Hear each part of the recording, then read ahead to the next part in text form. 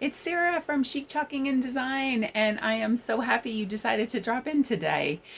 This video originally aired as a premiere on my Facebook page on Thursday, January the 26th. And if you are watching the replay, thanks so much for being here. And if you're watching it live, say hi. Make sure you drop something in the comments so that I know that you were here. I am excited to do another project with you today. This is a fun one. Everyone always gets super excited when I create gnomes, and I absolutely love making these ones. They are so simple. I've made them for several seasons, but using our simple wood tree cutouts, and I'm going to transform them into gnomes. So I had pre-painted these ones white, but I decided today I don't want them white. So I'm going to quickly paint them first off, so that I can then chalk on them, because I'm going to add some chalk design to them, and we're going to transform them into gnomes. So let's get started. I'm using some leftover acrylic paint. This is actually what's on the walls in here. So I love gray. This is a light tone, really subtle gray, and I'm going for grays and mauves and pinks is the color palette that I'm working with today. So I'm going to quickly paint up these these trees, wood trees, and yeah, then we'll get started on chalking. So let me show you how I do that. So I won't make you watch the whole process of painting, but I just wanted to point out that I absolutely love these little pyramids. They're actually called painter's pyramids. And if I can find a link, I will leave it in the description of this video for you. But they are super handy to have just to elevate whatever it is you're painting so that you can get the edges. That's the part that I love it. And I don't always have to get my fingers super dirty. Not that I don't like to get my fingers dirty, but I just like to be able to paint without having to do that if I don't have to. So anyway, it's super easy, and we'll probably just have to do one coat, and then we'll come back to craft them.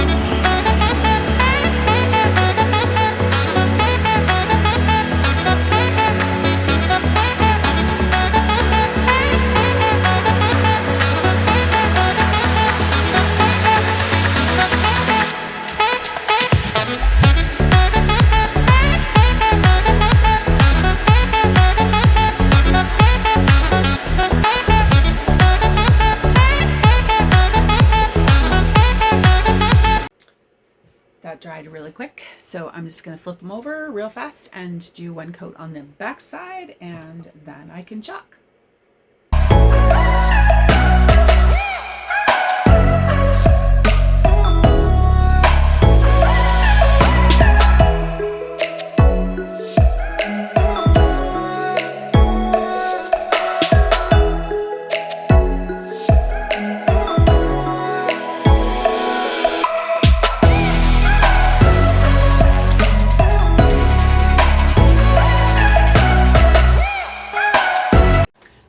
Paint is dry and we are ready to get chalking. So we have used these trees before. You guys have seen me take these trees and create them into Christmas gnomes, and we actually used the tree patterns to create the pattern on the tree because it was the right shape. And they were Christmas gnomes, so that made sense. But I'm not making these into Christmas gnomes. I'm gonna sort of make them into Valentine's kind of gnomes. And I'm gonna show you how you can use any pattern. So you've heard me talk before about how the pattern transfers are really valuable to have in your stash of supplies because they can be used for so many different things. And I've chosen 2 patterns that I haven't used in a while, and I'm going to show you how we're going to use those on these trays. So let's get started. I'm going to use, I'm probably going to hot mess because I like to hot mess. You guys know that. I'm going to use Peachy Keen, which is like, it's really light. I might be able to show you better. It's really light. I love it. Old stock, so it doesn't look, looks a little dry, but it's fine. We'll mix it up. This one needs to be mixed too. This is Peony. So it's a little bit darker. Oh yes, it definitely needs to be mixed. It's starting to separate. And I'm thinking I'm gonna throw in some shimmer melon. I have to think about that for a second. I want to call it Splash. I don't know why I do, because Splash was the blue one, but anyway. And a little birdie told me that this is coming back. This will be in the catalog that gets released. Did you sign up for the newsletter? Did you get into Win It Wednesday? If you sign up for the newsletter, you are going to have first access to that catalog on February the 1st. So if you haven't done that, the link to join the newsletter is in the description of this video. So anyway, that's my plug for the newsletter. Let's get chalking. I'm going to move you so you can see. And the patterns that I've chosen are this animal print, leopard print, and this is farmhouse plaid, right? Country plaid. So it's just a little bit different. I love the gingham, and when you do the trees, you're going to get to select which of this you really like, and I'm going to show you that next. I will say that one of the things you can do, if you find this too large to work with and you don't ever think you're going to use it on a big piece, you can cut this into quarters and just keep it as smaller pattern pieces, and then it's a little bit easier to work with. And sometime this spring, I will have some projects pre-made where you can purchase just a section of this transfer instead of the whole great big thing, which will make it a little bit more affordable if you want to get some patterns in your life, because not everyone thinks that they're going to do a great big project like this. So what I like to do with this is take it off of the backer sheet, and I do it this way, literally upside down, and peel it back. Otherwise it's going to stick to itself. That happens to me all the time. So I get it laid out on my table, sticky side up, and get this out of the way so that I have my space to work with. Get all of my colors out of the way here. And we're just going to do one tree in the in the leopard and one tree in the plaid. I think they're going to go well together. So keeping this sticky side up, I just find it easier to make my placement, because I want to maximize the amount of leopard print that ends up on my tree. So I'm going to take, there's this big section down here. I'm going to center that in the center of my tree, and then stick my tree onto the transfer. I just find that easier than trying to do it in the reverse, trying to get the transfer on top of the tree, if that makes sense. So then just carefully flip it over and just double check that you've got it straight and you've got it the way you want it. Although with these patterns, I don't know that straight is important.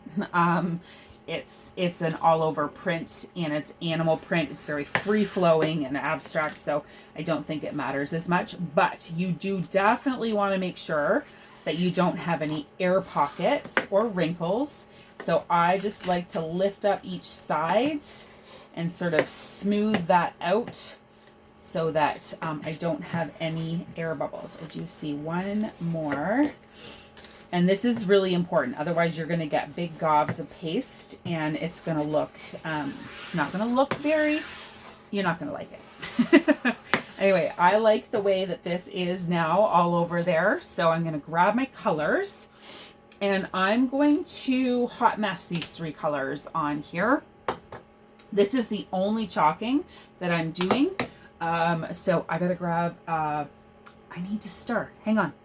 I really like these plastic artist spatulas for stirring. I would always recommend that you stir your paste with something plastic or metal, but definitely not something wood. So don't use a popsicle stick or one of those paintbrush handles or whatever. Just grab yourself some of these. I got them at the dollar store. Oh, there we go. Little blob of paste, and they wash up easily, and then you can just keep them and use them over and over again. So get this one mixed up. This one's almost done. I've got a lot. It's got some really thick, dry paste along the edges of my jar, and I can't get it broken down. So stay tuned next week for a video on how to take care of your paste. Actually, I think Tip Tuesday was about taking care of your paste this past week. What am I talking about? If you haven't seen that one, it's on the channel. I'll try and link it here for you so you can see. But you definitely want to scrape down your sides when you're finished. Otherwise, you end up with these big sections of solid paste that is very difficult to break down. All right, so I'm going to use my spatula, and I'm just going to, because my spatula is already dirty, so I'm just going to take little blobs of it. This is the best one. It comes out looking sort of animal printish, but 2, you don't have to be worried about trying to do each one of those separately. If you wanted to do different colors, when you do it like this and you hot mess, it doesn't matter because it all comes out looking lovely. So there's a reason we call this hot mess, and you'll see in a second. So those are my 2 primary colors for this project, are those 2 pinks. And I am going to add in just a bit. I should have brought 3 spatulas. I want a little bit of this melon, not a ton, just a little bit here and there, just like that, so that we get it all mixed together. All right, so after you've got all of these colors on here, all you do is take your squeegee, start at the top, and peel this down or scrape that paste all the way down, making sure to cover all of those areas, and you'll see all of the colors will start to mix together. And that's what you want. It's called hot mess for a reason. It's also, some people also call it like a camo effect. But I love the way it looks. It's not for everybody. You could totally do this in a solid color. You could use traditional animal colors, and do an animal print for your house gnome. That would be really fun, actually. So there you have it. All of that is scraped down. I'll get you a little bit closer. This is now garbage. Because it is all mixed together, so it doesn't belong in my paste containers. I'll pick this up so you can see a little closer. All of those colors are mixed together, and we'll just peel it off without it sticking to itself. Too late.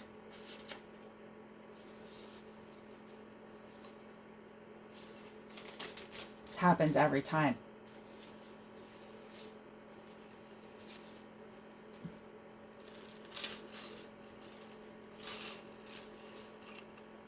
Isn't that cool?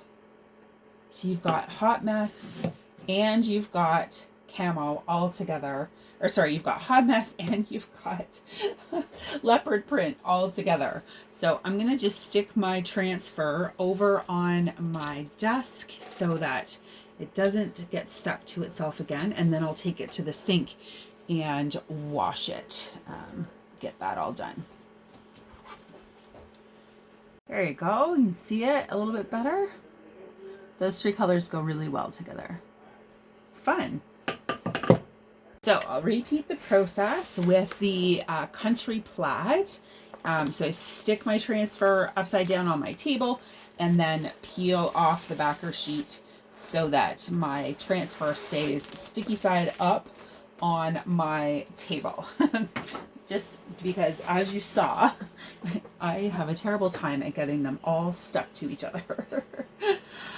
So now, because this pattern is more geometrical, you have an option to decide if you like the open space or if you want those solid color squares as the primary in your pattern. I'm actually going to go right up this here, but you could make it go off sideways. It doesn't have to be straight. You can do it however you like. And then I get mine here. Same thing, just get it stuck down to my transfer, and then I will quickly, hopefully without sticking it to itself, flip it over. Yeah, so now once it's on this side, if you aren't particularly happy with the way that shape looks on your wood tree, then you could shift it, you could alter it.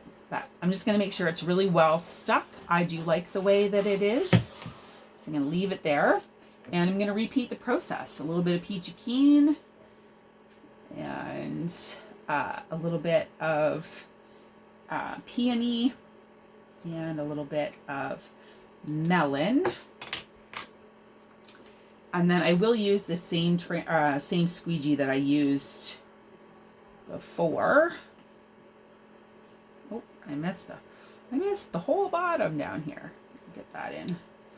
Now, theoretically, the bottom doesn't even have to be done, and I'll show you why in a minute.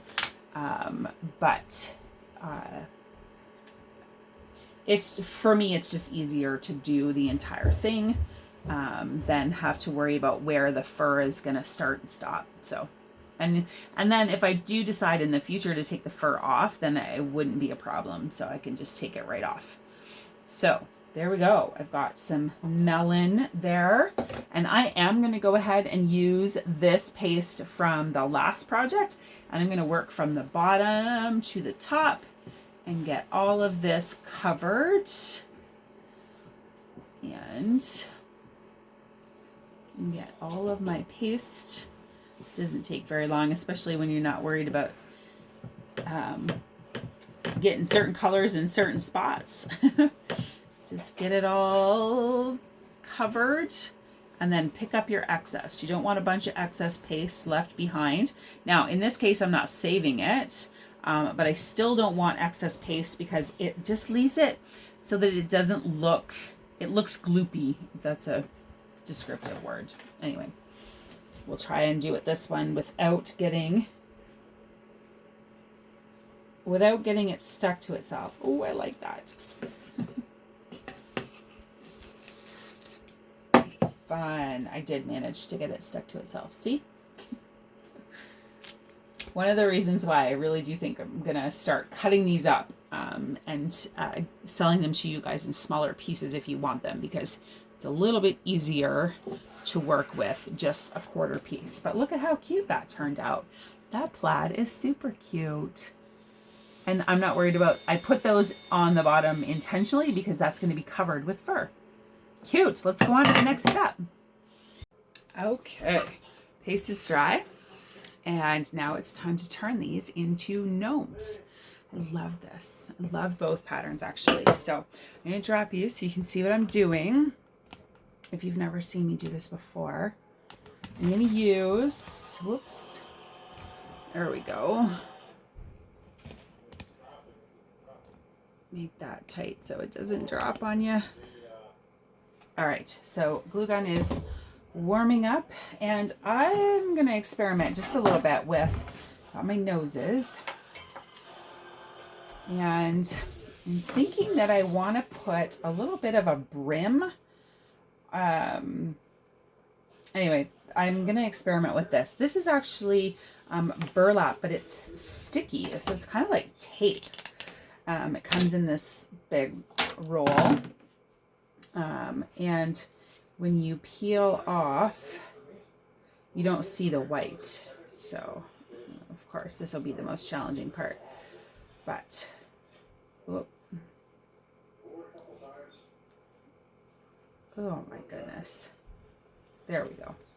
So it's actually like a clear backer. So what I was thinking was that I'm going to put this on, and I'm actually going to play with it before I stick it because I might change my mind. So I think I'm going to go, I have both. I have purple and I have pink. And I had originally thought I would do one in each. I think that is what I'm going to do. So the trick with this stuff is that you have to cut from the back. So I'm going to measure my width across so there's no waste. And, whoops, get this out of the way.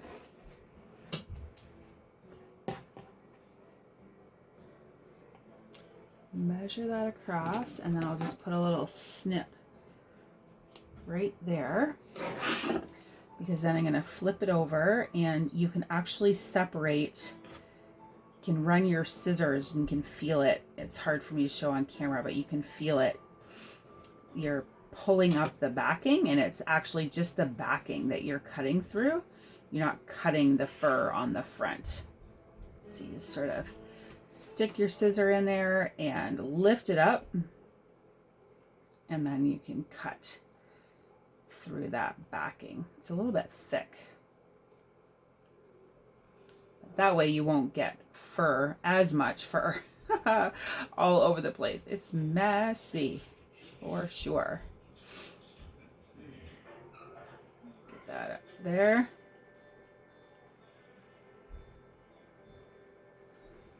Get that clipped. There we go. And then it just peels apart just like that. So then your edges look natural and fluffy, and it's so pretty. I love it. Love, love, love the fur. Love, love the fur. And I picked that up locally. I have not found any at a dollar store that I like. It doesn't look the way I want it to look. I like for it to look real. So I definitely am paying a little bit more, but I much prefer the way this looks. So, and you don't need a whole lot on your tree. Just need a little bit. And you're gonna see I'm gonna trim this in a second when I get it glued on. And there's my clip mark. Get that.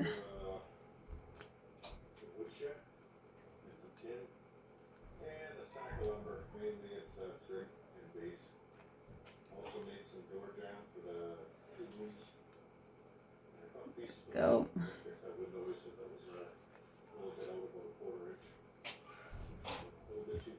There we go. It just peels apart. Isn't it fabulous?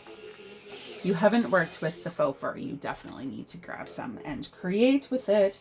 You do get, it's a little messy, but it's all good. It's worth it. So my thought was, I was going to play with this. My thought was that we would put this as sort of the brim of the hat, but I might change my mind.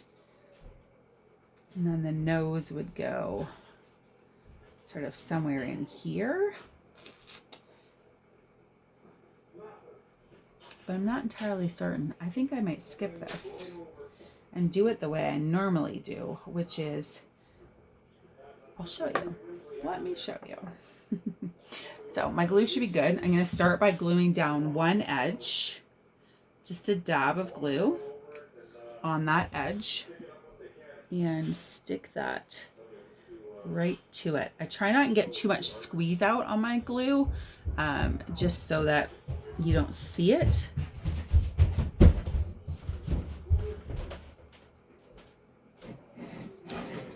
Okay, so he's starting to look like a gnome, but his fur is a little bit long. So I'm going to trim this, and what I like to do is to trim it on a bit of an angle.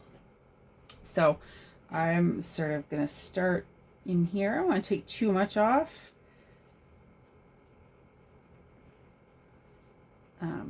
But I also don't want his beard to look square, if that makes sense. So I'm going to find my little clippy mark there. And then I'm just going to cut it on a bit of an angle. No exact science here, just a little bit, a little trim.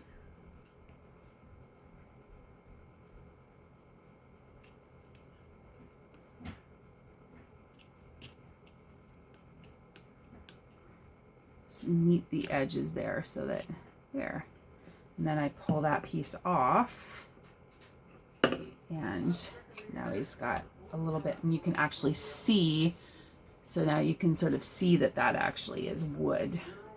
You can fluff and fuss, take it off as much as you like. Do the same thing on the other side, and then I'll show you what I'm going to do with these little scraps. So don't want to waste it. Pull this so you can see what I'm doing.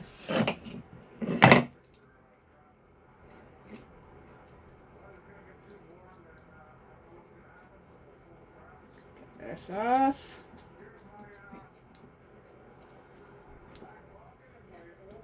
Whoop.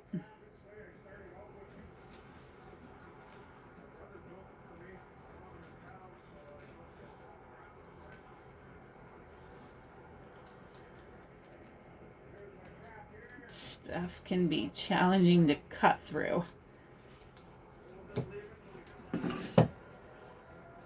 There we go. Pull it off. Last little bit.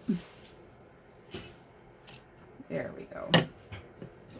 So there, it kind of looks a little fuller and then narrower at the end. And if you don't like how long that is, when you stand him up, whoops, his beard's gonna do that, right? It's gonna, so if you don't like that, which I'm not super fond, you just give him a little trim.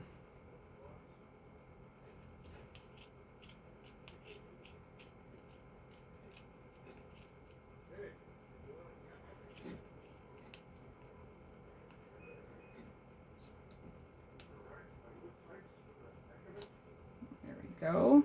Pull that off. So you just pulled off a little bit of the layers. So it's not all. It kind of looks like you're gonna get rid of it all, but it's just like cutting his layers. So there, I like that. The length of his beard. I might actually trim him up a little bit here. It's like giving him a little haircut. Just looking a little full on the sides. There we go. So I'm just going to move this out of the way. So then what I do is I take one of these little pieces that I cut off, and I'm actually going to surround the top of his nose. So let me show you what happens. I'm just going to put a little glue over the edge of his nose, the top, and then down here along the sides. Now take that, and we'll just circle. Watch your fingers because you're going to burn them like I do.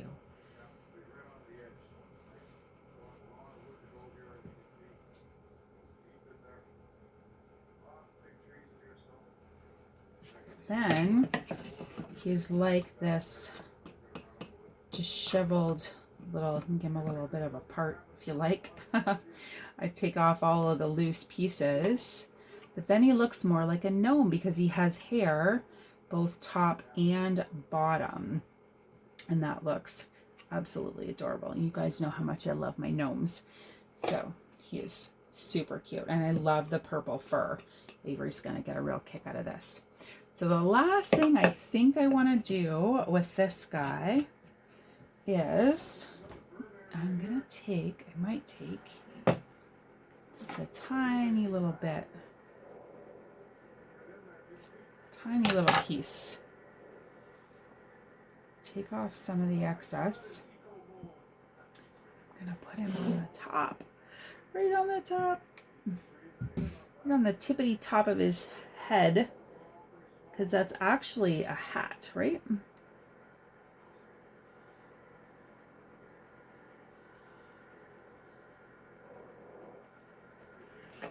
And then he has this little hat. I'll show you in a second.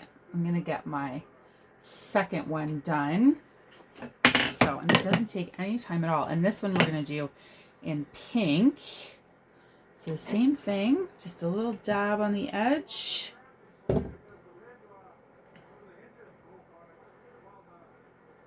Hardest part is waiting for the glue to dry. And dab on the other edge. Over there.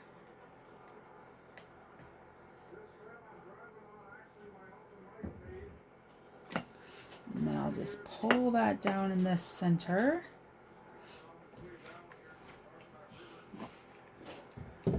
Get that attached.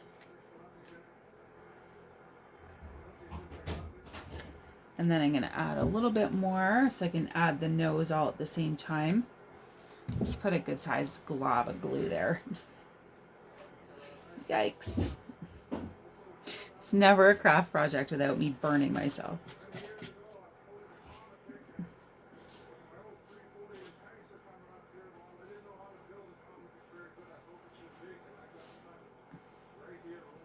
we go. Alright, so this time I'm going to do it a little bit different. I'm going to cut a little bit off the end first. And I'll see how I like the way that that looks. And then I might not narrow his beard this time. We'll see how it looks.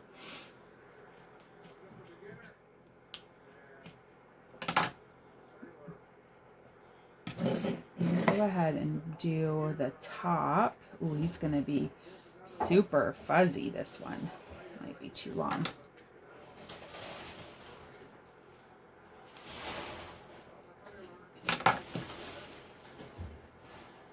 Oh, yes. It's going to, I always say he, but maybe it's not a he. I don't know.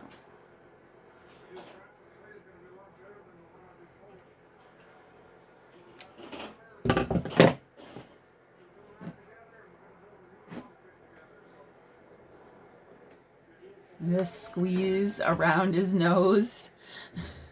Get that glue to stick and dry. Always super fuzzy and cute. So this is exactly the way we did them at Christmas time. If you made one with me or you made your own or you saw me make them at Christmas, it's exactly the same sort of process. I quite like the way this looks. You do not have to do this over the top piece if you don't like it to be quite so fuzzy.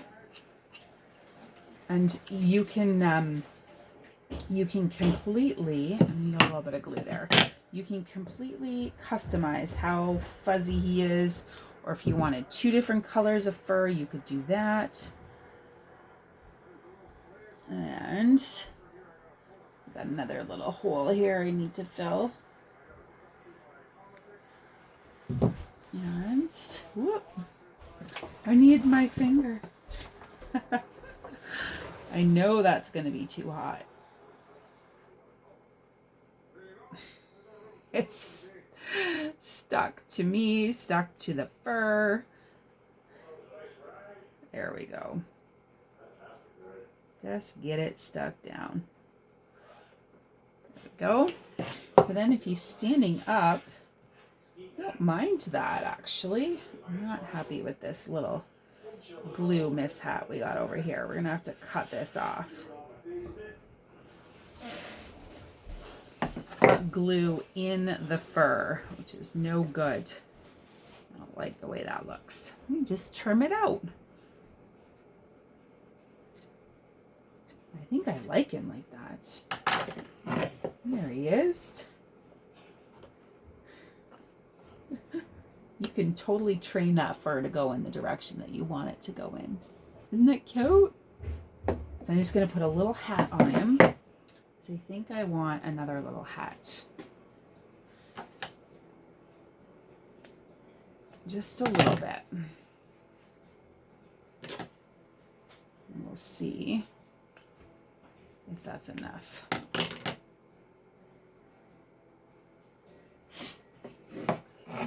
it at the top here. That's stuck on. So then the fuzz on his hat matches the fuzz of his beard. Ah, it's adorable. Let's see. Oh, yes. Yes. The wilder, the better. I love the way that looks. It's super fun. See if I can tame it to all go in the same direction.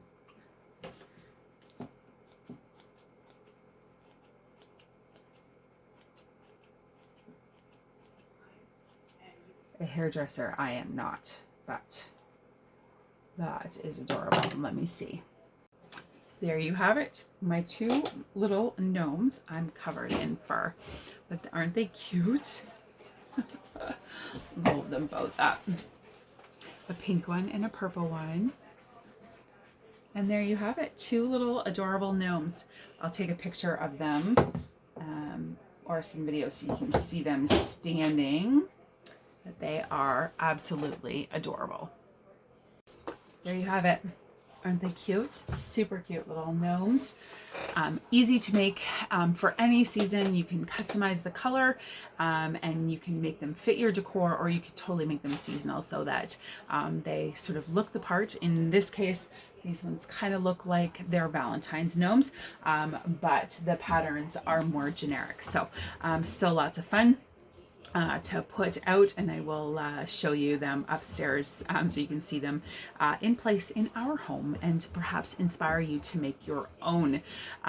If you are local and you are interested in blanks, we do have we call them trees, the wood trees available for purchase, and this is also a class that you would be able to participate in. Super excited to have a class schedule for February. It's going to be available for you. These fun gnomes will be on the February schedule, whether you want to make them Valentine's theme or you just want a cute set for in your house for everyday decor. They will be on the workshop schedule that's coming out this weekend, so stay tuned for that.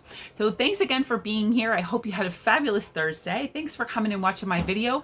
Be sure to comment down below. Let me know whatever questions you have, and I will be in the comments watching and answering all of your questions and your comments as well.